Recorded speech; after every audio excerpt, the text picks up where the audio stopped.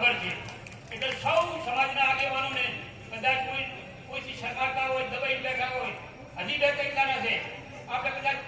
ગામ ઉપર પ્રચાર કરવા ગાડી લઈને ન જઈ શકીએ, પણ પોતપોતાના ગામની અંદર પોતપોતાનો બુથ ઠાકોર સમાજનો જે કઈ કાર્યકર્તા આગેવાન છે સંભાળી લે.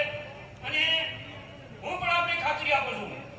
કે ગઈ વિધાનસભાની ચૂંટણીમાં કોંગ્રેસ અને ભાજપ બંને ઉમેદવારો ઠાકોર સમાજના હતા,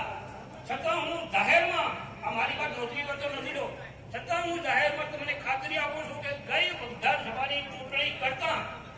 150 થી 200 મત મારા કનવાડ ગામની અંદર હું ભારતીય જનતા પાર્ટીના વધારે મેળવવાનો છું.